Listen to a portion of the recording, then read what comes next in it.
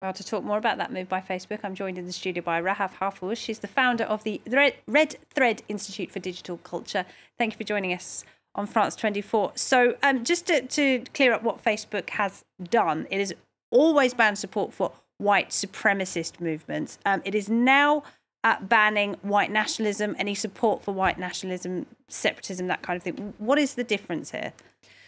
So the difference is, I guess they were, and I always have to be so careful because the nuances are quite particular, but the difference is that now they have decided that white nationalism is a separate category than, say, other nationalist movement like the Basque movement or other sort of pride movements, because it falls under the umbrella of white supremacy, that you actually cannot have a white nationalist movement that doesn't embody all of these racist tenets that we've grown to associate with white supremacy. So the distinction was, instead of creating a separation, they've just decided, rightfully so, that any sort of movement, whether it's white supremacy or white nationalism, are technically the same thing. We're just calling them different names. So for example, what about a Hindu nationalist movement? What about something like that would ban Muslims, something like that? Would that be barred under these new rules? Yes, anything under the community guidelines that goes so far as to make derogatory or hate speech towards another ethnicity, another race, another gender in many cases, is now covered under their new and adapted terms and their community guidelines. Well, some people might wonder, why has it taken Facebook so long to do that? That seems like a bit of a no-brainer.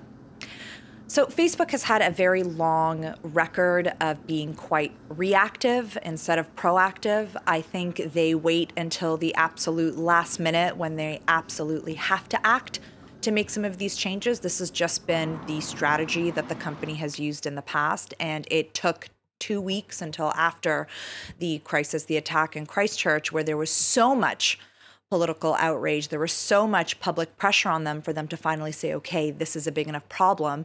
Though we've known it's been a problem on these platforms for years. We know with people like Alex Jones of InfoWars, we know they've been using these platforms to spread white propaganda. And I think it's just a reflection of their approach to a much broader range of issues, data privacy, security, things like that. And of course, we saw in recent years how groups such as ISIS, Islamist extremist groups, put up terrible, shocking videos as well that were shared widely online. Facebook put a lot of resources into fighting that, didn't they?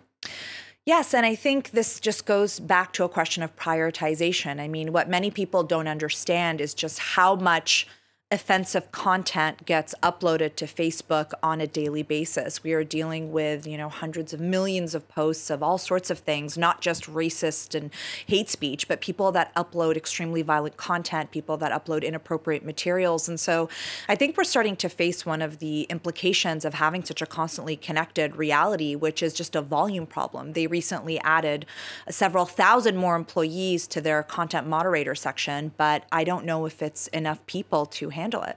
And how do you distinguish between these clear-cut hate groups based on racism and things like that, compared to somebody who might only share stories about crimes committed by one ethnic group, for example, and they might keep on sharing that, and that would give people a distorted image about that group of people? How do you fight things like that? Because that's more to do with the algorithms, isn't it?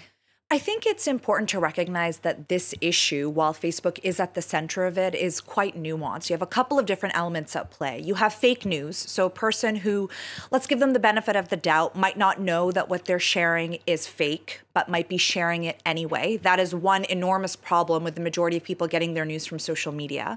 You then have digital communities, so you have, which are a completely separate thing, where, for example, white supremacist groups are congregating online and deliberately and with a lot of intention sharing hate speech. You then also have the moderator approach, which is how Facebook is going to try to deal with all of these changes. So then you have a moderator, which is AI, but also a human being that has to make this decision as to whether or not on the abstract spectrum of, is it appropriate or not. They have to make a call of whether or not it violates community guidelines. And then finally, we live in an adaptive digital environment where many of these groups, now seeing harsher penalties, will adapt. I think it's very naive to think that this will eliminate this type of presence. I think as we've seen on other platforms, these groups get smarter. They use different words. They figure out out ways to get around it. So this is going to be an ongoing battle for the company. Okay, Rahab Harfush, thank you very much indeed. Thanks for having me.